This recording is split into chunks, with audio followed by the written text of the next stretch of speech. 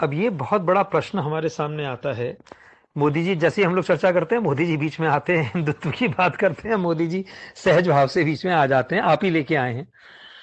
मैंने भी अपने वक्तव्य में उनका जिक्र किया था, क्योंकि इर्द गिर्द राजनीति वहीं घूम रही है।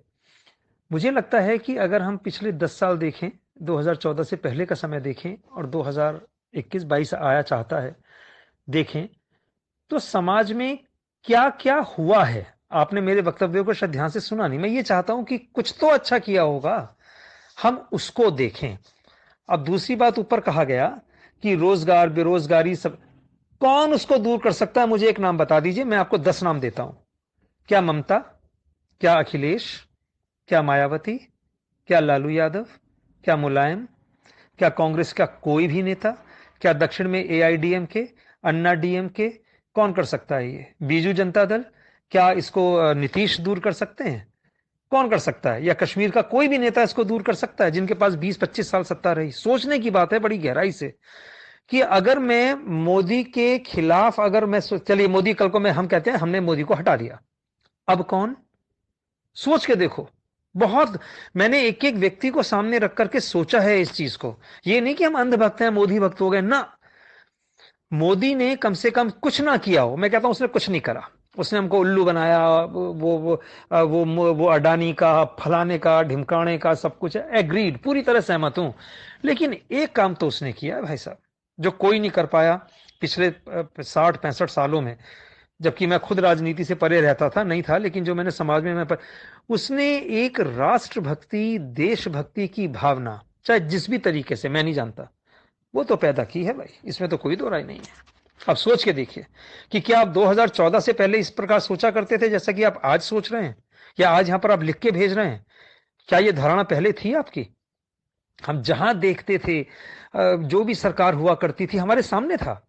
अब हमारी व्यवस्था का अगर कोई पालन कर रहा है, न्याय व्यवस्था के अंदर कुछ चीजें चल रही हैं, कुछ चीजें नहीं पकड़ पाए, अब कोई विदेश भाग गया, उसको लाना उनके हाथ में नहीं है कि वो जाएंगे और कॉलर पकड़ के खींच के ले आएंगे। उसकी एक पूरी प्रक्रिया है जिससे कि गुजर रहे हैं। अब कई लोग कहते हैं जी विदेशों का पैसा नहीं आ पाया, आपको क्या लगता है? मैं तो खुद स्विट्जरलैंड गया हुआ हूं, मैंने तो सारी चीजें अपनी आंखों से देखी हैं वहां पर। मैं तो महीनों रहा हूं यूरोप के अंदर, इसलिए मैं इन चीजों को देख के, वहां से एक पैसा कोई भी सरकार नहीं ला सकती। मैं गारंटी देता हूं कि कोई भी सरकार आ जाए, खुला चैलेंज है ये, कि एक पैसा मुझे वहां से वो लाके दिखा दें। लेकिन सत्ता में आने से पहले ये कहा गया, विचार तो अच्छे थे कि मैं, हाँ, पूरी कोशिश रहेगी। उनका विचार था कि 15 लाख रुपए, अरे उनका वो भाषण सुनो। वो ये कह रहे थे कि अगर विदेश से पैसा यहां पर आ जाए तो इतना पैसा होगा कि 15-15 लाख रुपए सबके बांटे आ जाएगा। ना ये कहा था कि वो दे देंगे, अगर आपके पास कहीं से वो कटिंग है तो आप भेजें, मैं, वरना मैं खोज के उसको भेजूंगा आपको। उसका मतलब ये नहीं था। गलत चीजें क्यों कोट करते हो? सबके परिवार हैं, सब लोग अपने धंधे पानी करके बैठे हुए हैं। एक एक को देखो ना, खोद के देखो। मैं तो सिर्फ एक प्रश्न आपसे पूछता हूं, मोदी के बाद अगर आज चुनाव हो जाते हैं, कौन जिसको आप कह सकेंगे भैया ये हमारी बेरोजगारी 1 साल में हमें नौकरी दे देगा, हमारा टैक्स हटा देगा? वो कौन? उसका नाम मुझे बता दो। और जिसमें राष्ट्रभक्ति, देशभक्ति की भावना कूट कूट के भरी हो, ये बता दो। अगर कोई व्यक्ति बहुसंख्यक समाज को एकत्र कर रहा है, तो क्या ये गलत है क्या? वो अल्पसंख्यकों को तो कुछ नहीं कह रहा। आप अपनी धारणा बनाए रखो। जो काम पुराने गलत हुए हैं उनको अगर ठीक किया जा रहा है तो आपत्ति क्यों है समाज में? मैं तो हैरान हूं कि गद्दार हमारे बीच में छिपे हुए हैं। कल को अगर चाइना पाकिस्तान आक्रमण कर दे ये लोग, तो एयरपोर्ट पे जाके स्वागत करने खड़े हो जाएंगे उनका। पता, ऐसे लोग हैं। और आज समझ में आ रहा है कि पहले जो हमारे पर आक्रमण हुए होंगे तो आप जैसे लोगों ने उनको समर्थन दिया होगा। आप ये सोचिए कि वो जो यहां आके टिक गए, कोई उनका विरोध, अरे आ जाओ यार, आ जाओ, बहुत अच्छा, हम तो बिल्कुल समदर्शी भाव है, नहीं नहीं आप भी अपने आ जाओ। अब वो समाज नहीं है मित्रों। ये मत सोचो। अगर आप जो हो उसको पहचानो, जानो। उस काल में मत जाओ जब कुतुबुद्दीन ऐबक यहां पर आए थे, और खिलजी आए थे, और गौरी आए थे, गजनवी आए थे, तो आप जैसे ही लोग बीच में रहे होंगे जिन्होंने कहा होगा आ जाओ, स्वागत है आपका। आप तो तैयार बैठे हैं स्वागत करने के लिए कि कल को चाइना आक्रमण करे, आजा भैया आजा, ले जा ले जा, तो हमारा ये पूर्वोत्तर भारत ले जा। ये भावनाएं आपकी परिलक्षित हो रही हैं। मैं तो हैरान हूं, मतलब ये पढ़ के सोच के कि ये पढ़ा लिखा समाज ऐसी बातें कर रहा है ऊपर।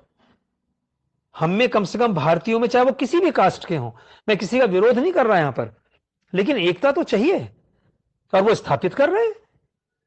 आज तक कभी हमको ये एहसास ही नहीं हुआ था कि ये चीजें, हम तो हमेशा ये मुल्ला मुलायम सुनते थे कि ये चीजें होती हैं, इनके मदरसे चल रहे हैं, इनके फलाना चल रहा है, ढिमकाना चल रहा है, हम तो हमेशा ये चीजें सुना करते थे। पहली बार हमने ये देखा कि आरती इतने भव्य स्तर पे हो रही है। हमने तो कभी कोई डर के मारे, हम कभी हरिद्वार जाते थे, चुपचाप जाके पानी में आ जाते थे डुबकी लगा करके, या कहीं और गए, अपने आ गए। आज उसको दुनिया देख रही है, वैभव को, भारत के वैभव को, जो अभी का नहीं है, प्राचीन है, उसको बस उकेरा गया है, उसको तराशा गया है। पत्थर में वो चीज छिप गई, जैसे पत्थर में प्रतिमा निकल आती है बाहर, उस प्रकार से वो चीजें आई हैं। और ये तो सत्य है ना कि मंदिर तोड़ के मस्जिदें बनाई गई। इसको आप बदल दोगे क्या अपने तर्कों से? और उसको अगर ठीक करने का प्रयास बहुसंख्यक समाज के लिए किया जा रहा है तो क्या बुरा है? क्या ये चीज आप दूसरी जगह कर सकते हैं? जरा करके तो दिखाओ, बोल के तो दिखाओ ना। इतना लिखोगे इतनी देर में अंदर हो जाओगे। चाइना के अंदर वो सबसे बड़ा वहां का व्यापारी है, मस्क या कुछ और नाम है, मैं नाम भूल रहा हूं उसका, जो एक बहुत बड़ी चेन वहां पर चलाता है, एक लाइन बोलने पे आज तक उसका पता नहीं है कि वो है कहां। तो ये सारी चीजें, हमारे भारत के अंदर ये स्वतंत्रता है कि हम किसी को कुछ भी कह सकते हैं यहां। ये बड़ी विचित्र बात है और इसका ये लाभ उठाया जा रहा है। इस बारे में थोड़ा विचार करें। मेरा प्रश्न अपना मैं फिर दोहराता हूं, मोदी के बाद ऐसा कौन, विपक्ष में, मैं फिर कह रहा हूं आपसे, विपक्ष में ऐसा कौन सा व्यक्ति आप देखते हैं? मैंने 10 नाम आपको दिए हैं, उनमें से कौन नेता? क्या शरद पवार बनेगा? क्या ममता दी बनेंगी? बन जाएंगी, लेकिन वो क्या करेगी ये सोचो ना। वो करेंगी, उसने क्या अपने बांग्लादेश, पश्चिम बंगाल के अंदर बेरोजगारी मिटा दी क्या?